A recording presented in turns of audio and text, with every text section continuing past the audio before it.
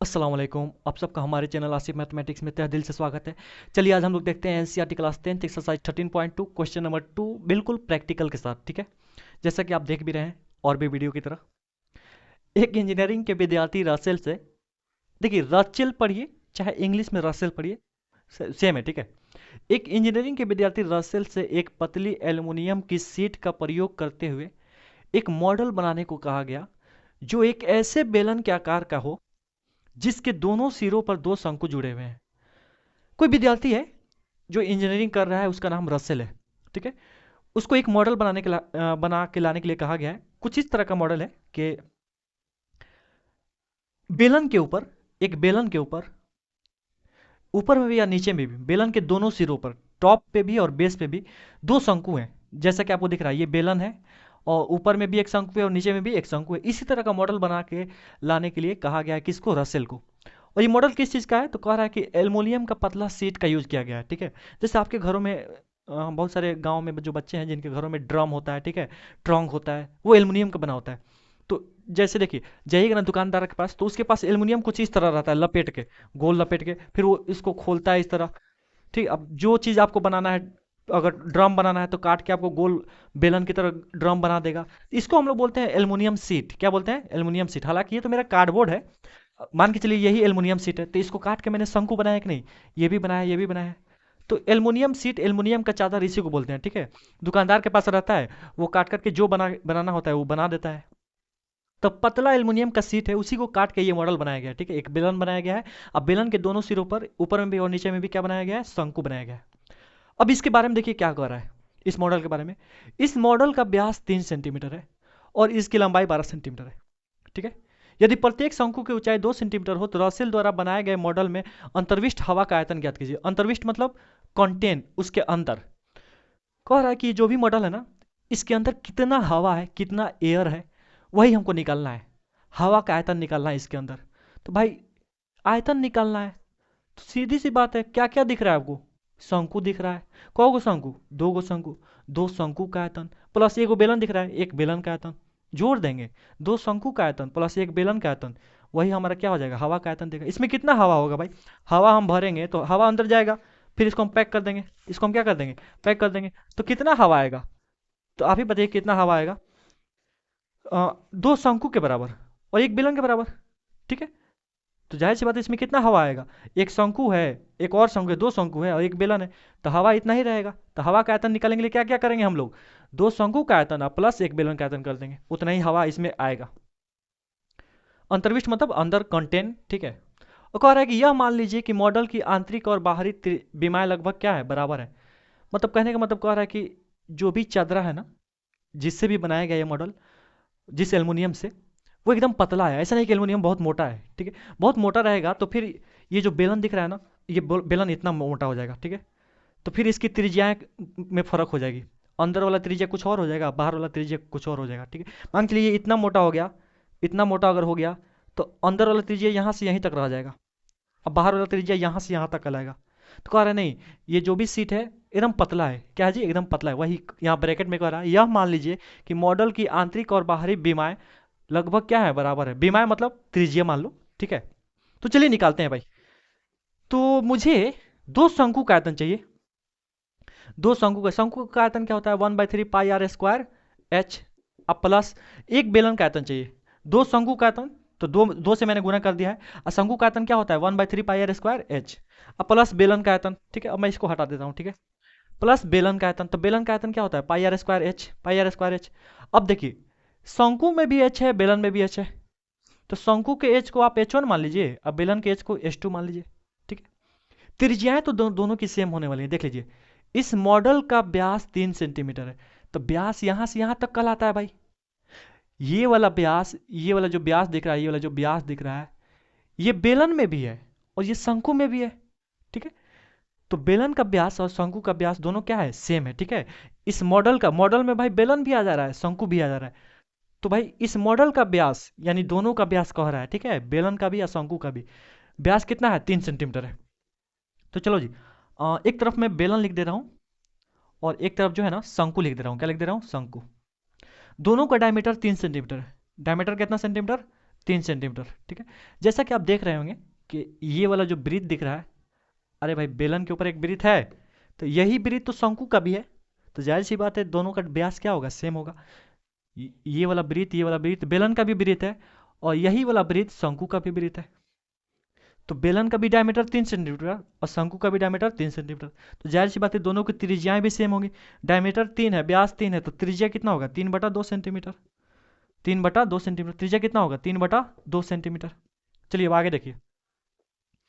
तो हमें क्या क्या जरूरत है इस फॉर्मूला में, त्रिज्या की जरूरत है। त्रिज्या तो निकल गया भाई, पाई आपको पहले से पता है, पाई पहले से पता है।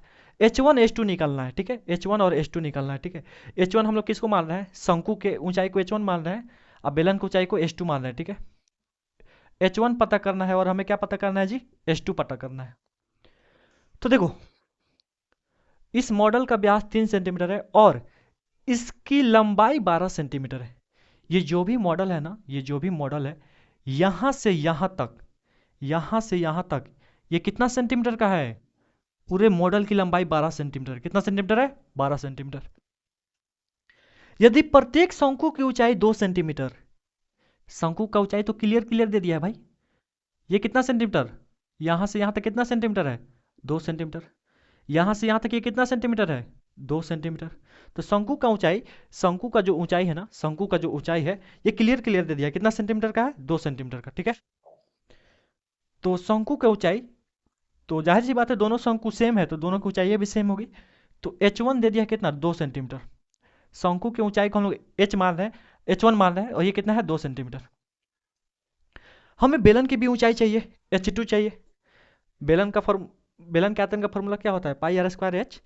तो हमें बेलन की ऊंचाई, जिसको हम लोग H2 मान रहे हैं, वो भी हमें चाहिए। तो बेलन की ऊंचाई कैसे निकलेगी, चलिए देखते हैं। यहां से यहां तक टोटल कितना है, 12 है। कितना है, 12 सेंटीमीटर। ये वाला 2 सेंटीमीटर और ये वाला भी 2 सेंटीमीटर। तो भाई भाई टोटल में से, टोटल ऊंचाई में से ये दो हटा दीजिए और ये दो हटा दीजिए, तो बचेगा बेलन का ऊंचाई भाई, बचेगा। तो बेलन का ऊंचाई कितना हो गया, 12 माइनस 2 प्लस 2, 4, 12 में से 4 गया 8। तो बेलन की ऊंचाई कितनी निकली भाई, 8 सेंटीमीटर, सीधी सी बात है। देखो ये पूरा 12 है, ठीक है, ये पूरा क्या है, 12 है। ये इतना 2 है और ये इतना 2 है, इन दोनों को हटा दीजिए, बचा कितना, 12 में से 2 और 2 निकल गया, कितना बचा, 4, 12 में से 4 निकल गया, 8 बचा। तो बेलन की ऊंचाई कितनी है, 8 है। तो बेलन की ऊंचाई जो H2 है कैसे निकलेगा भाई, 12 माइनस 2 प्लस 2, चाहे आप लिख सकते हैं 12 माइनस दोनों शंकु की ऊंचाई। तो 12 माइनस 2 में से 2 और 2 कितना हुआ, 4, 12 में से 4 गया 8 सेंटीमीटर, ठीक है। तो बेलन की ऊंचाई कितनी निकली बोलिए, 8 सेंटीमीटर। कितने सेंटीमीटर, 8 सेंटीमीटर। अब फार्मूला लगाते हैं भाई, मॉडल में हवा का आयतन, इस मॉडल में कितना हवा आने वाला है उसका आयतन निकालते हैं। मॉडल में अंतर्विष्ट लिख लीजिए, मॉडल में अंतर्विष्ट, अंतर्विष्ट मतलब उसके अंदर कंटेन करना, ठीक है, उसके अंदर। मॉडल में अंतर्विष्ट हवा का आयतन, हवा का आयतन। तो भाई इस मॉडल में क्या क्या दिख रहा है, उसका आयतन निकाल लीजिए। दो शंकु दिख रहा है और एक बेलन दिख रहा है, तो दो शंकु का आयतन, दो शंकु का आयतन, अब प्लस बेलन का आयतन, प्लस बेलन का आयतन। चलिए 2 का 2 गुने, यहाँ गुना छुपा रहता है। शंकु का आयतन क्या होता है, 1/3 pi r square h, 1/3 pi r square h, लेकिन शंकु के एच को हम लोग H1 मानने हैं, ठीक है। चलिए प्लस का प्लस, बेलन का आयतन क्या होता है, पाई आर स्क्वायर एच होता है। बेलन का आयतन क्या होता है, pi r square h, pi r square h. लेकिन बेलन की ऊंचाई को हम लोग क्या H2 माने हैं, तो H2 लिख दो भाई। हाँ दोनों की त्रिज्याएं सेम है, इसलिए हम R1 और R2 नहीं माने हैं, दोनों की त्रिज्याएं क्या है, सेम है। बेलन की भी या शंकु की भी त्रिज्या क्या है, ये वाली, दोनों में कॉमन है तो सेम है। चलिए वैल्यू पुट करते हैं, ठीक है। पहले कुछ कॉमन ले लेते हैं, पाई आर स्क्वायर, यहाँ भी पाई आर स्क्वायर, यहाँ भी पाई आर स्क्वायर बाहर आ रहा है। चलिए यहाँ क्या बचेगा, इसमें से पाई आर स्क्वायर बाहर ले लिए हैं तो क्या बचेगा, 2 एकम 2 बटा में 3, 2 बटा में 3 बचा, और क्या बचा, H1 बचा, प्लस पाई आर स्क्वायर बाहर ले चुके हैं, यहाँ क्या बचा, H2 बचा, ठीक है। नीचे वाला पार्ट वीडियो में आ रहा है नहीं, एक मिनट देख लूँ, हाँ अब तक तो आ रहा है, ठीक है। एक बार और बढ़ सकते हैं हम लोग। अब वैल्यू पुट करते हैं, पाई का मान कितना 22/7 आर का स्क्वायर। आर कितना है, दोनों का त्रिज्या 3/2 है, तो 3/2 का स्क्वायर। अच्छा मैं लिख दूं 3/2 गुना 3/2 डायरेक्ट। 3/2 का स्क्वायर करना है यहाँ पे, आर का स्क्वायर, यानी 3/2 गुना 3/2 डायरेक्ट लिख दिया मैंने। चलिए 2/3, ठीक है 2/3। H1 कितना है हमारे पास, H1 2 सेंटीमीटर है, तो गुने 2 प्लस H2 कितना है 8। H2 मतलब बेलन की हाइट, बेलन की ये जो हाइट है ये वाली कितनी है 8 सेंटीमीटर। चलिए देखिए प्लस 8। अब हम लोग इधर बढ़ जाते हैं, ठीक है। कुछ कट रहा है इधर से, काट दीजिए भाई। 2 से कितना बार में, 11 बार में। अब कुछ नहीं कट रहा है। मैं गुना नहीं करूंगा अभी, लास्ट में सब गुना करूंगा। 3 3 9, 9 11 99। अभी गुना मैं नहीं करूंगा, ठीक है, लास्ट में कुछ कटेगा, तो इसलिए अभी इधर क्या बचा हमारे पास 11 गुने 3 गुने 3। अब बटा में नीचे में क्या बचा 7 गुने 2, 7 गुने 2। चलिए इधर आइए, 2 दूनी 4/3, 4/3 प्लस में कितना है 8। अभी इस सबको हम लोग गुना उना नहीं करेंगे, लास्ट में जो करना होगा किया जाएगा। हो सकता है मुझे दिख रहा है कि ये 3 से ये 3 कट जाएगा, ठीक है। और भी कुछ कट रहा है इधर, 11 गुने 3 गुने 3/7 गुने 2। चलिए एलसीएम वगैरह लीजिए, यहाँ एक छुपा रहता है, 3 एक एलसीएम कितना हो गया 3। 3 से 3 एक बार में, 1 चौका 4, प्लस का प्लस, 1 3 3 बार में, 3 बटे 24, ठीक है। चलिए अब आगे बढ़ते हैं, 11 गुने 3 गुने 3 बटा में 7 गुने 2। 24 और 4 कितना हुआ 28। 28 बटा में कितना भाई 3। 3 से 3 कट गया, 7 चौका 28, और 2 दूनी 4। नीचे में कुछ नहीं बचा, ऊपर में क्या बचा देखिए, 2 गुने 3 गुने 11, 2 3 6, और 6 11 कितना हो गया 11 छके 66, 11 छके 66 सेंटीमीटर है सब। तो भाई जाहिर सी बात है, आयतन है तो क्यूब में आ गया। देखिए क्षेत्रफल जब भी निकालते हैं तो स्क्वायर में आता है, आयतन जब भी निकालते हैं तो क्यूब में आता है, ठीक है, इतना ध्यान में रखिएगा। तो 66 क्यूब सेंटीमीटर, यही क्या हो गया आंसर हो गया। तो इस मॉडल में हवा कितना आएगा भाई 66 क्यूब सेंटीमीटर इसमें हवा आएगा, ठीक है। यही हमारा क्या हो गया आंसर हो गया। तो उम्मीद करता हूँ कि आप समझ पाए होंगे, बहुत डिटेल्स के साथ मैंने समझाया है आपको। तो ये याद रखिएगा हमेशा, क्षेत्रफल हमेशा स्क्वायर में आता है और आयतन हमेशा क्यूब में आता है, ठीक है। क्योंकि देखिए जब भी आयतन निकालेगा ना तो उसमें 3 यूनिट रहता है। देखिए जैसे देख लीजिए, आर के स्क्वायर अगुने एच, तो आर भाई 2 बार जो भी लीजिएगा, आर का स्क्वायर है तो आर गुने आर, 2 बार ये, और एक बार H1 का गुना हो जाएगा। जैसे मान के चलिए आर स्क्वायर एच है, ठीक है। अब सपोज कीजिए मेरे हिसाब से त्रिज्या 2 है, तो 2 सेंटीमीटर गुने 2 सेंटीमीटर, तो इसमें 2 बार सेंटीमीटर और एक बार इसका सेंटीमीटर, 3 बार सेंटीमीटर, तो वही क्यूब आ जाता है। वही क्या आ जाता है क्यूब। आयतन में हमेशा 3 डायमेंशन होता है, लंबाई चौड़ाई ऊंचाई, इसीलिए उसका आयतन हमेशा क्यूब में आता है। और क्षेत्रफल हमेशा 2 डायमेंशन होता है उसमें, लंबाई और चौड़ाई, इसीलिए उसका आंसर हमेशा स्क्वायर में आता है। हालांकि ये हमारा टॉपिक नहीं था। उम्मीद करता हूँ कि आप समझ पाए होंगे, मैंने पूरे डिटेल्स के साथ समझाया है। अगर वीडियो पसंद आए तो वीडियो को लाइक करें, हमारे चैनल को सब्सक्राइब करें और कमेंट करके ज़रूर बताएं। आज यहीं तक, मिलते हैं फिर नेक्स्ट क्लास में, तब तक के लिए अल्लाह हाफिज़।